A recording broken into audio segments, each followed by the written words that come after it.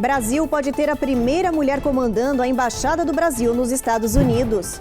Teste de driver license vai ser feito em mais de 50 línguas em Massachusetts para ajudar indocumentados. Brasileiro cai de prédio em construção, sofre fraturas e está em coma em hospital de Massachusetts. Praia brasileira é eleita melhor e mais bonita do mundo em site especializado em viagens. E tem ritmo no pé. Você vai saber quem são as estrangeiras que se apaixonaram pelo samba, aprenderam o gingado, a língua e desfilaram na Sapucaí.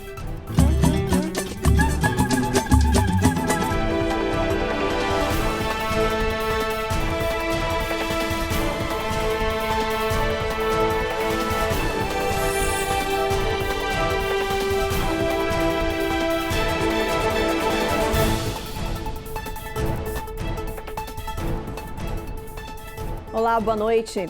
A gente abre esta edição de hoje com a notícia de que o governo brasileiro indicou 7 diplomatas para ocupar as embaixadas do Brasil no exterior. Aqui nos Estados Unidos, pela primeira vez, uma mulher pode ocupar esse cargo. Maria Luísa Ribeiro Viotti teve seu nome entregue ao Senado Federal Brasileiro junto com outros indicados. Eles vão ser sabatinados pelos políticos brasileiros e só depois terão seus nomes aprovados. Além dos Estados Unidos, os futuros diplomatas vão ocupar também as sedes do Reino Unido, Argentina, França, Egito e no arquipélago de Malta. Para a vaga permanente junto à ONU, o Brasil indicou o nome de Sérgio França Danesi, que atualmente é embaixador no Peru. E olha, uma boa notícia para quem mora em Massachusetts. O Departamento de Serviço de Veículos anunciou que vai disponibilizar o teste para tirar a carteira de motorista em várias línguas diferentes. A medida é para ajudar os imigrantes que, a partir do dia 1º de julho, vão poder tirar uma driver license especial no estado.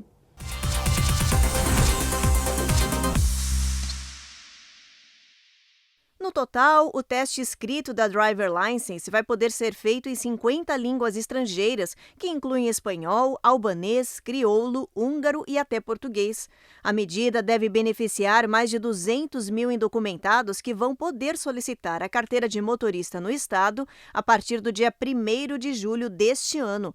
Essa liberação da Driver License para os imigrantes sem status foi aprovada no verão do ano passado pelos legisladores e ratificada em referendo popular nas eleições de midterm no outono. A implementação dessa nova lei de acesso vai custar ao governo estadual 28 milhões de dólares em infraestrutura, que inclui a contratação de novas pessoas, funcionários para verificar os documentos, equipes que falem outras línguas, procedimentos e testes rodoviários.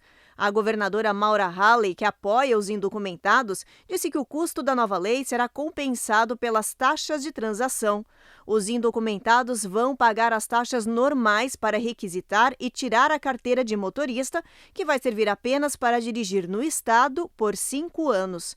Esse documento não terá marcas ou indicações e não vai alterar o status legal do imigrante. Não só irá acontecer o fato que as pessoas irão poder obter a carteira de motorista em Massachusetts, como terá a possibilidade de fazer o seu teste na sua língua nativa, em português, exatamente. E mais 50 idiomas foram liberados pelo Departamento de Motor Veículos para poder facilitar a comunidade imigrante documentada a obter a sua carteira de motorista, fazer o seu teste escrito e poder passá-lo com facilidade. Então, gente, mais uma notícia maravilhosa para as pessoas que vão ter a possibilidade de obter a sua carteira de motorista aqui no estado de Massachusetts.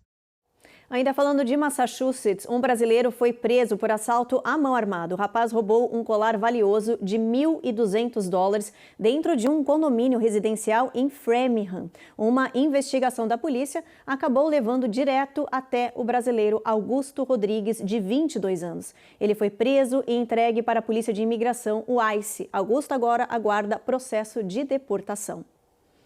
No Brasil, uma notícia que repercutiu até aqui nos Estados Unidos. A Polícia Federal desarticulou uma organização criminosa que pretendia realizar uma série de ataques contra vários servidores públicos e autoridades. As ações iriam acontecer de forma simultânea em 5 estados: Rondônia, Paraná, Distrito Federal, Mato Grosso do Sul e São Paulo. O nome do senador Sérgio Moro estava nessa lista de pessoas que seriam alvo de sequestros, homicídios, extorsão e ataques. No Twitter, Moro agradeceu a ação da Polícia Federal e do Ministério Público também. Ele condenou o que chamou de planos de retaliação da organização criminosa PCC. 120 policiais participaram dessa operação militar chamada Sequaz. Os agentes cumpriram 7 mandados de prisão preventiva e 24 de prisão temporária em diversos estados. Bom, depois do intervalo tem ato de heroísmo. Um segurança impediu um atirador de entrar em um clube noturno e cometer um massacre em Tampa, na Flórida. E você vai ver ainda que o Banco Central americano subiu pela 9ª vez a taxa de juros no país e vai saber como isso afeta o seu bolso.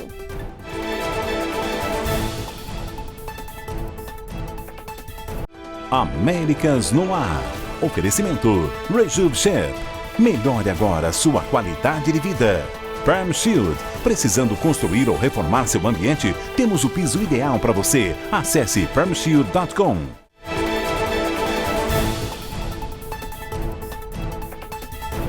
Já voltamos e com um pedido de ajuda para a nossa comunidade. Um brasileiro caiu de um prédio em construção em Massachusetts. Romanos José, de 23 anos, trabalhava no 4º andar quando se desequilibrou e caiu. Ele teve fraturas no corpo e lesões no cérebro. Está internado em estado grave em coma e já foi submetido a uma cirurgia. O brasileiro chegou aos Estados Unidos há 8 meses, junto com a esposa e uma bebê de 5 meses. A família abriu uma conta no site GoFundMe para ajudar nos custos do hospital e do tratamento também. Quem quiser é só entrar no site e digitar a frase "Vamos ajudar a família do Romanos".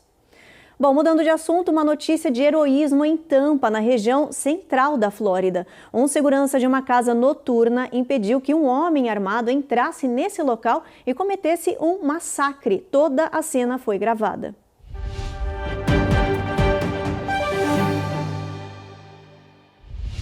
As imagens dramáticas mostram um homem mascarado e armado abrindo a porta do clube Mons Venus em Tampa, que estava com 200 clientes dentro. O segurança agiu rápido, atacou o agressor e arrancou a arma dele. Os dois lutaram até que outros seguranças chegaram e conseguiram deter o homem. Manny Resto contou que não teve muito tempo para pensar, apenas para agir. I saw him raise his hand and he had Eu o vi levantar a mão e vi a arma, então decidi que ele não iria entrar no clube para machucar alguém. O agressor foi identificado como Michael Rudman. Em coletiva, a polícia informou que no carro dele foi encontrado munição adicional, além de facas e outros acessórios. Não tenho dúvidas de que, se não fossem pelos homens corajosos que você vê ao meu lado, poderíamos estar aqui discutindo um tiroteio em massa na cidade de Tampa, concluiu o chefe Lee Berkow. Michael Rudman vai ser levado à corte. Ele está detido sem direito à fiança. O crescimento da violência em algumas cidades da Flórida tem preocupado as autoridades. Durante o Spring Break, o policiamento foi reforçado em áreas turísticas como Orlando e Miami. O Departamento de Saúde e Serviços Humanos aqui dos Estados Unidos anunciou a criação de um escritório voltado exclusivamente para a prevenção de violência familiar. A decisão pela nova pasta acontece devido a um aumento no número de casos aqui no país. O novo gabinete de atendimento às vítimas de violência doméstica vai oferecer programas de prevenção, serviços de sobrevivência e ajuda a toda a família. Estudos mostram que o novo escritório, que implementará ações contra a violência familiar, vai fazer a diferença na vida de muitas pessoas. Hoje, aqui no país, estima-se que 1 em cada 4 mulheres e 1 em cada 9 homens experimentam violência grave do parceiro íntimo. Muitos casos acontecem dentro da comunidade latina. Funcionários do governo explicam que o projeto recém-criado é financiado pelo Plano de Resgate americano e demonstra um compromisso da administração Biden em fornecer apoio às famílias que experimentam violência e traumas. Agora a gente fala de economia. O Banco Central americano aumentou a taxa de juros básicos aí para o país para controlar a inflação, que ainda é a mais alta dos últimos 40 anos. Mas essa medida afeta direto o bolso de todo mundo que mora aqui. O aumento foi de 0,25 ponto percentual, como já era esperado pelos analistas. Foi a 9ª alta consecutiva. A taxa de juros agora está na faixa entre 4,75% e 5%. Mesmo a turbulência no setor bancário, que resultou na falência de 2 bancos americanos, não mudou os planos do Banco Central. O Fed disse que a subida nos juros tem como objetivo conter a insistente inflação no país. As taxas mais altas costumam esfriar o consumo da população e reduzir os preços. Uma das consequências é que a economia cresce menos. O crédito fica mais caro na economia americana. Elevam-se as taxas de juros para financiamento imobiliário, financiamento de carros ou para compra ou no cartão de crédito. Mas isso já era esperado. A inflação americana ela ainda segue pesando, ela ainda segue acima da meta e o Banco Central tem como objetivo principal na condução de política monetária o controle dessa inflação. E o Banco Central espera da economia americana olhando aqui para frente, especialmente depois de todos os eventos recentes, quebra de bancos e essa desconfiança com o setor bancário norte-americano.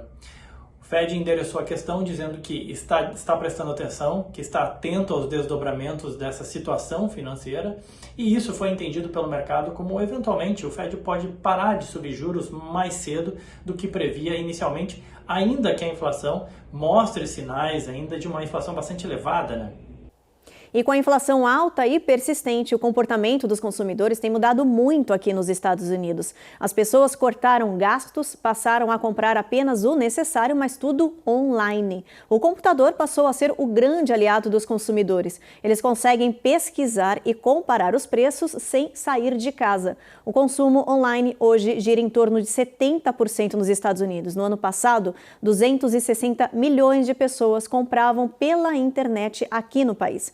Esse movimento, que começou com a pandemia de Covid-19, se fortaleceu com a crise econômica no país e agora oferece produtos mais baratos que lojas e mercados convencionais. A expectativa é que esse sistema de venda continue crescendo. E olha, depois do intervalo, tem reportagem sobre o Dia Mundial da Água e a primeira conferência da ONU sobre esse assunto em 46 anos. E mais, estudo revela que químicos encontrados na água encanada já estão circulando no sangue das crianças.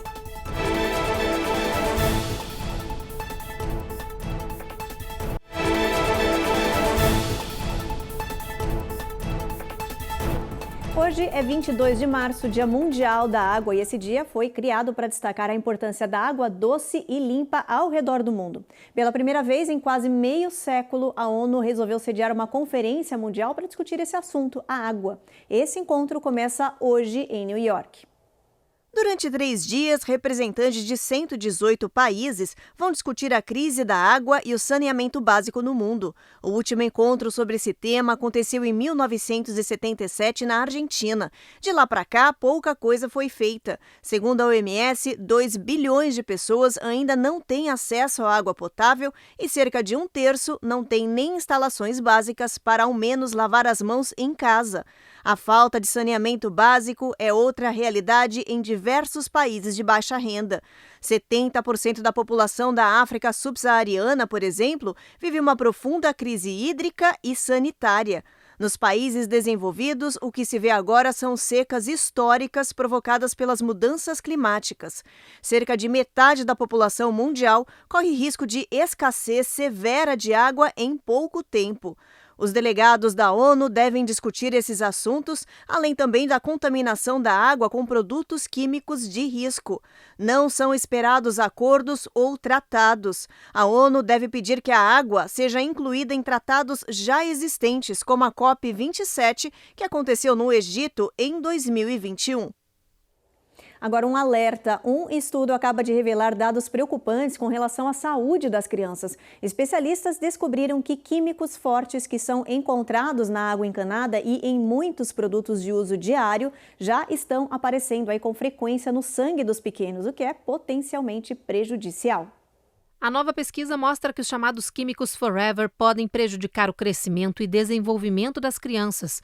Especificamente, esses químicos podem interromper a forma como o corpo produz e usa proteínas, gorduras e carboidratos.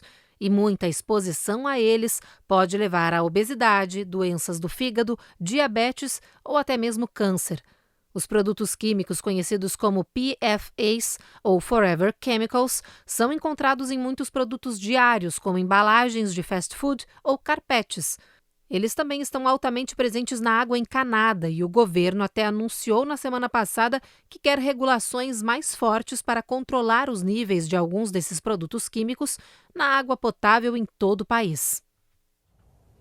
Em Denver, no Colorado, um estudante atirou contra funcionários de uma escola. Pelo menos 2 pessoas ficaram feridas, uma delas em estado grave. O tiroteio foi no East High School de Denver. O atirador foi um aluno com menos de 18 anos que já tinha sido denunciado por comportamento suspeito. Ele estava sendo monitorado pelos seguranças do campus e era revistado diariamente. Hoje, durante uma dessas vistorias, os guardas do colégio encontraram um revólver na mochila do garoto e foi quando o tiroteio começou.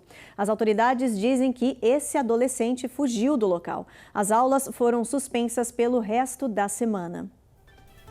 Bom, depois do intervalo tem o ranking das praias mais bonitas do mundo. E sabe quem é que ficou em primeiro lugar? Já já a gente te conta tudo. E falando em Brasil, você vai ver também que estrangeiras se apaixonaram pelo samba e agora estão aprendendo a língua, o gingado e o ritmo no pé.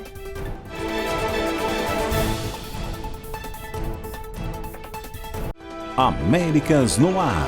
Oferecimento Rejuve Chip. Melhore agora sua qualidade de vida.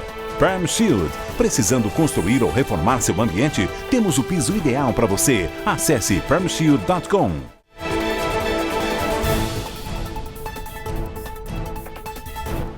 Já voltamos e para falar de espaço, uma nova geração de foguete está pronta para decolar. A NASA pretende lançar em Cabo Canaveral, na Flórida, o primeiro foguete impresso em 3D do mundo. Esse lançamento da missão chamada E Boa Sorte Divirta-se será hoje entre 10 da noite e 1 da madrugada. Essa será a terceira tentativa desse lançamento aí desse foguete. A intenção é fazer um teste para ver como ele se comporta ao atingir a órbita. Segundo a agência, o foguete com 110 pés de altura e 6,5 pés de largura é o maior objeto impresso em 3D que existe no mundo. Essa tentativa orbital não levará carga ou tripulação a bordo e, se for bem sucedida, será um recorde histórico.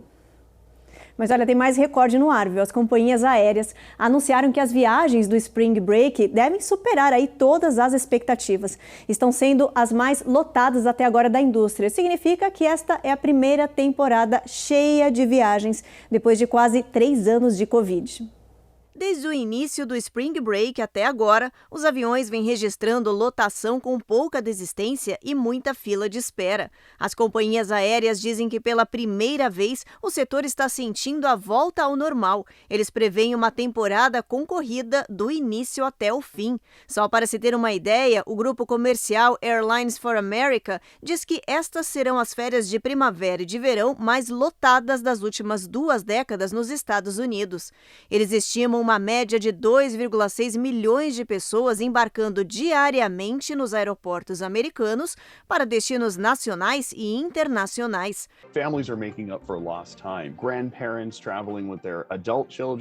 As famílias estão recuperando o tempo perdido, avós viajando com seus filhos adultos e netos, diz Joshua Zuber, especialista em relações públicas da AAA. Os aeroportos de Los Angeles, Houston e Miami estão entre os que devem registrar movimentos mais intensos nesta temporada. Isso significa filas longas, atrasos e muita paciência para o embarque e desembarque. A dica dos especialistas é fazer o check-in online e chegar cedo para não correr riscos. E já que a gente está falando de recorde de viagens, você já se planejou para essas férias? Então presta atenção que saiu a lista das melhores praias do mundo. E em primeiro lugar está uma praia brasileira que a opinião é unânime de tão bonita. A Carolina Camargo conta toda essa história para a gente. Um mar com águas cristalinas, em tons intensos de azul e verde, falésias, vegetação natural, um lugar paradisíaco e inconfundível no Brasil.